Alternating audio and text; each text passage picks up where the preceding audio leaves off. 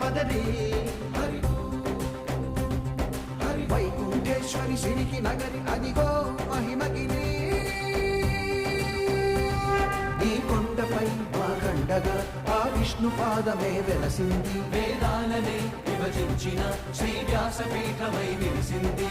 అలకనంద జల సంగీతం శ్రీహరి నామం ఉష్ణకుండ జలధారలలో హరిభక్తుల స్నానం